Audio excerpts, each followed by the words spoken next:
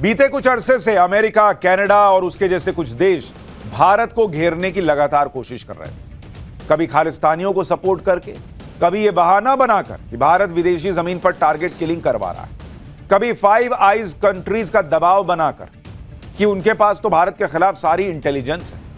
लेकिन भारत ने ऐसा काम कर दिया कि इन सब के पसीने छूट जाए। अमेरिका हो, कनाडा हो, यूके हो, ऑस्ट्रेलिया हो, न्यूजीलैंड हो, जो भी देश पिछले कुछ दिनों से भारत के मामले में कूद रहे थे, वो सब आज पीएम मोदी के रूस दौरे की तस्वीरें देखकर ठंडे पड़ गए। क्योंकि पीएम मोदी ने ऐसी चाल चल दी है जिसका तोड़ इन देशों के पास नहीं है। भाई, एक तो पीएम मोदी की कूटनीति ने चीन को लाइन पर ला दिया। वो चीन जो किसी की नहीं सुनता, किसी के कहने पर पीछे नहीं जाता, उस चीन को भी कहा कि पीछे जा।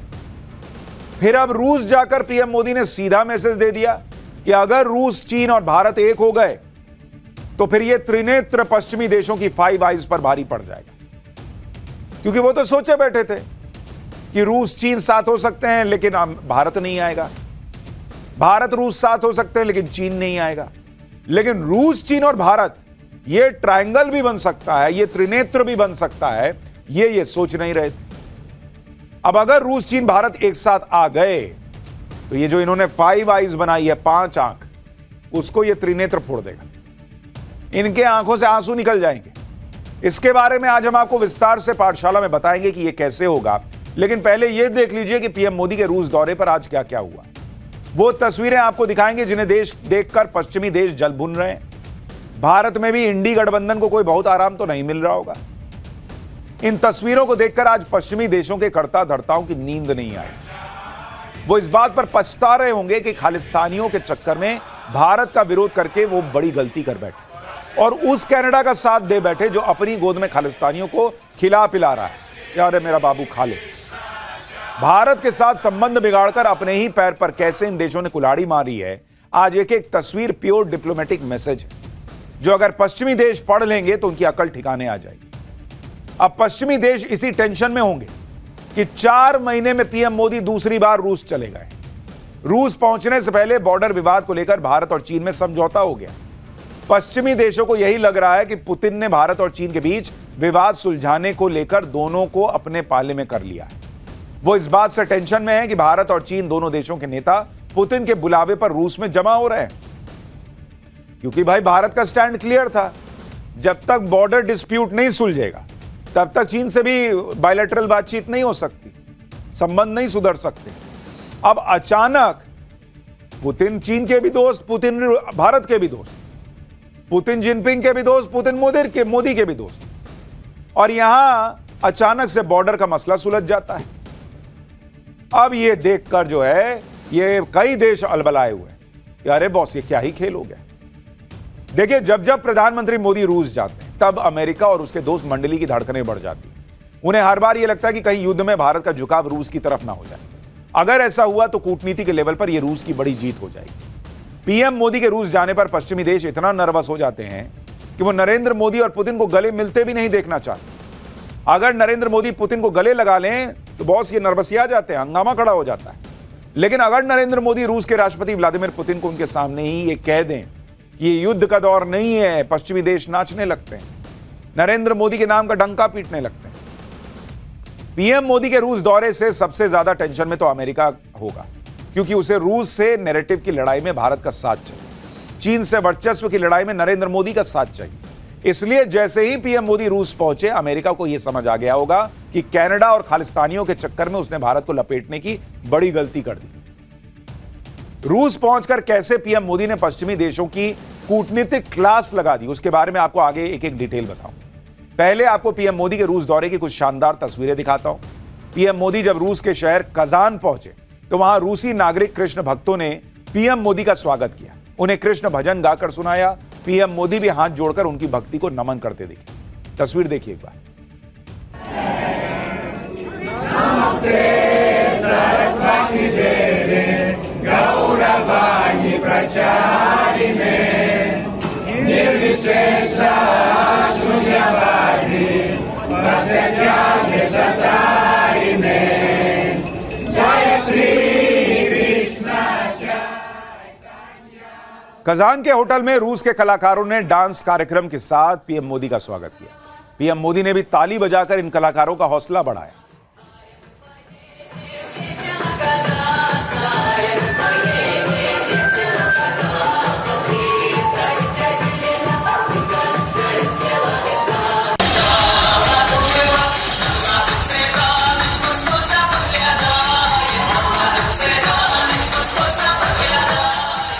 रूस के कजान शहर में भारतीय समुदाय ने भी पीएम मोदी का जबरदस्त स्वागत किया। पीएम मोदी की झलक पाने के लिए भारतीय समुदाय की भीड़ जमा हुई। हाथ में तिरंगा लेकर लोग भारत माता की जय और मोदी मोदी के नारे लगाने लगे।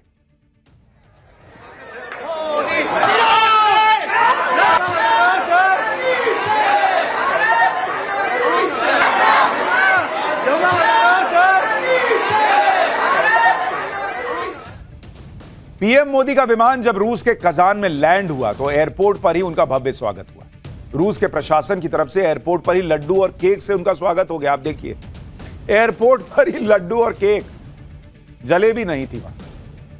हालांकि पीएम मोदी ने कुछ खाया नहीं, लेकिन रूस के इस सम्मान के प्रति आभार जरूर जताया। यह स्वागत सत्कार भी रूस और भारत की गहरी दोस्ती का प्रतीक है। कजान शहर पहुंचने के कुछ ही देर में रूस के राष्ट्रपति व्लादिमीर पुतिन ने पीएम मोदी के साथ द्विपक्षीय वार्ता की।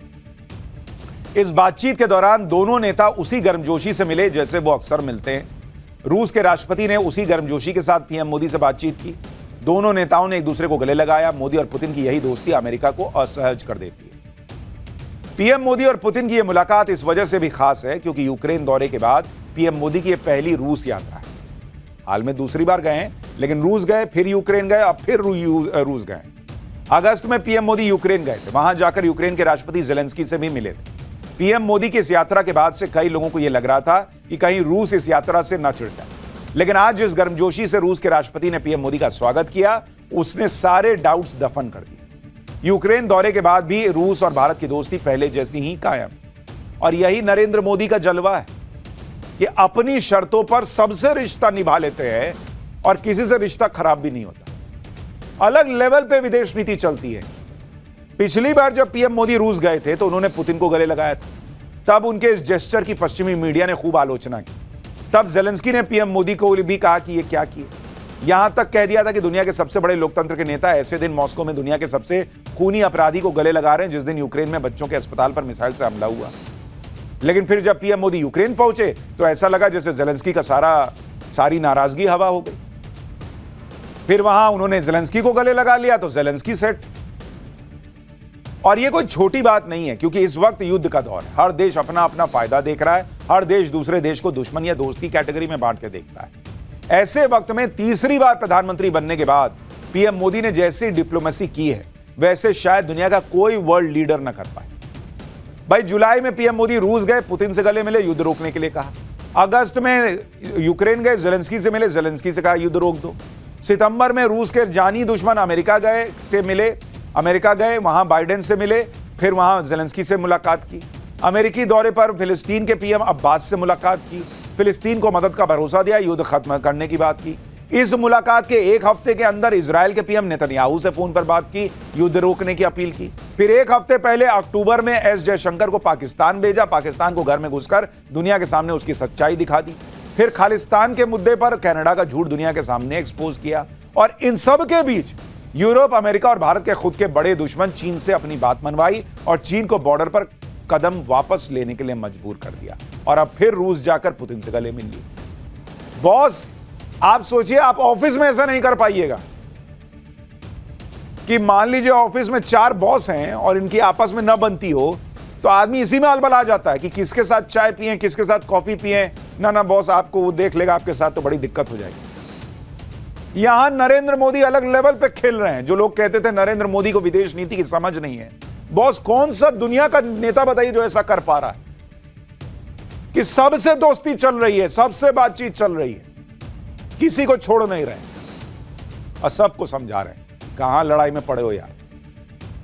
आपको पीएम मोदी और पुतिन के बीच गहरी दोस्ती और जबरदस्त केमिस्ट्री की एक और तस्वीर दिखाता हूं। जब पीएम मोदी और रूस के राष्ट्रपति बातचीत की टेबल पर बैठे तो रूस के राष्ट्रपति काफी खुश और शांत दिखे। लगा ही नहीं कि वो एक बड़े युद्ध में फंसे हैं या तनावपूर्ण स्थिति से गुजर रहे हैं। पीएम मोदी से बातचीत में पुतिन ये कहकर सबको ठहाके लगाने पर उन्होंने मजबूर कर दिया कि पीएम मोदी से उनके रिश्ते इतने अच्छे हैं कि बीच में किसी ट्रांसलेटर की जरूरत ही नहीं। एक बार देखिए कैसे पुतिन और मोदी हंसी खुशी बात कर रहे हैं, जैसे ये कोई कूटनीतिक मुलाकात नहीं बल्कि दो दोस्त की पार्टी में मुलाकात हो रही है। सुनिए जरा। У нас такие отношения, что я считал, что вы и так все понимаете. हमारे इतने रिश्ते हैं कि मुझे ऐसा लगा कि आपको कोई अनुवाद नहीं चाहिए। आप केमिस्ट्री देख रहे हैं नरेंद्र मोदी। पुतिन कह रहे हैं कि बॉस हमारा तो ऐसा दिल का कनेक्ट है टाइप कि ट्रांसलेटर नहीं चाहिए कि मैं रशियन में कुछ कह रहा हूं आपको कोई हिंदी में बताए। ऐसा लगता है कि नहीं भी ट्रांसलेटर होगा तो आप समझ जाइएगा। अलग लेवल की ये बातचीत। राहुल गांधी सीना नाप रहे थे 36, 35, 34। युद्ध के बीच फंसे रहकर भी पुतिन का यह मुस्कुराता चेहरा सबको हैरान कर रहा हो, लेकिन व्लादिमीर पुतिन दो वजह से खुश है।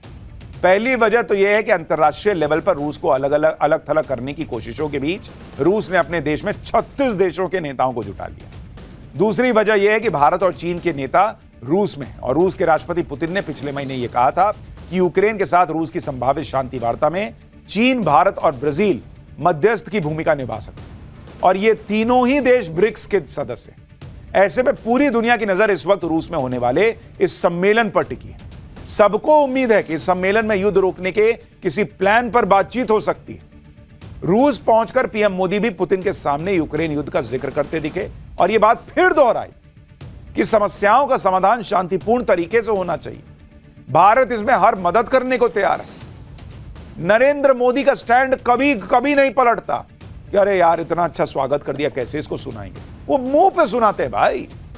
पुतिन के साथ द्विपक्षीय वार्ता में फिर बोले आए कि कहां लड़ रहे हो यार, ये समय है लड़ने का। सुनिए एक बार पीएम।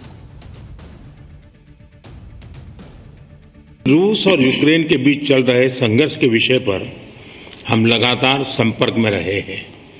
जैसा मैंने पहले भी कहा है, हमारा मानना है कि समस्याओं का समाधान शांतिपूर्ण तरीके से ही होना चाहिए। शांति और स्थिरता की जल्द से जल्द बहाली का हम पूरी तरह समर्थन करते हैं।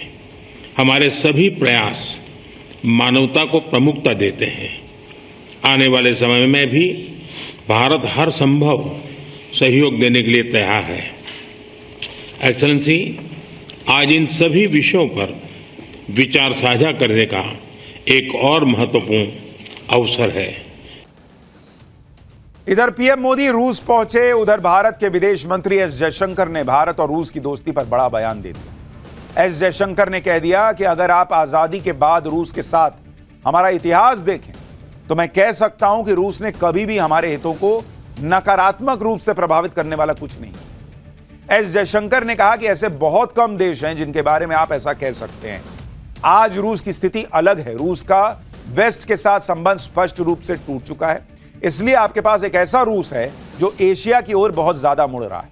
क्या हमें एक एशियाई देश के रूप में राष्ट्र हित में हमारे लिए जो अच्छा है उसे नहीं अपनाना चाहिए? एस जयशंकर का यह बयान ऐसे वक्त में आया है जब अमेरिका और कनाडा भारत विरोधी खालिस्तान समर्थकों को न सिर्फ शरण दे रहे हैं बल्कि उन्हें बचाने के लिए भारत से भिड़ रहे हैं। तो भारत क्या ये नया भारत है बॉस, आपकी सुनने बैठा है।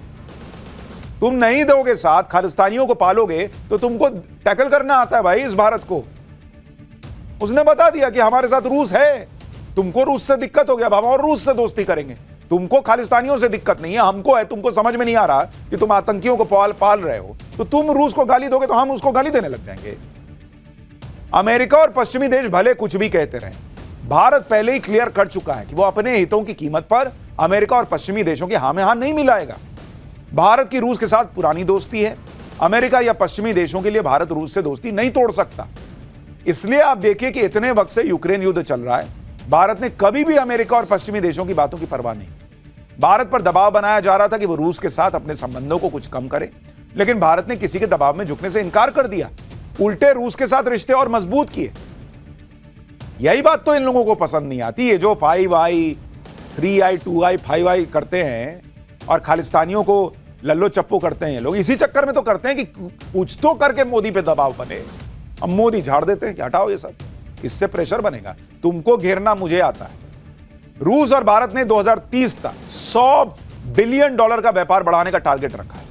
2024 में भारत और रूस का द्विपक्षीय व्यापार 65 बिलियन डॉलर के पास पहुंच चुका है, जबकि यूक्रेन युद्ध से पहले भारत और रूस का व्यापार सिर्फ 10 बिलियन डॉलर के करीब था। अब रूस और भारत के बीच व्यापार 33% सालाना की दर से बढ़ रहा है।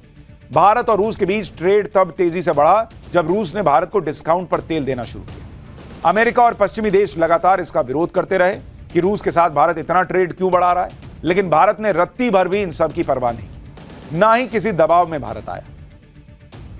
रूस के साथ साथ भारत ने चीन को भी साध लिया। बॉर्डर पर चीन हेकड़ी दिखा रहा था। चीन को लग रहा था कि वो भारत को पीछे धकेल देगा, लेकिन नरेंद्र मोदी भी पीछे नहीं हटे। बॉर्डर पर सेना की तैनाती बनाकर रखी।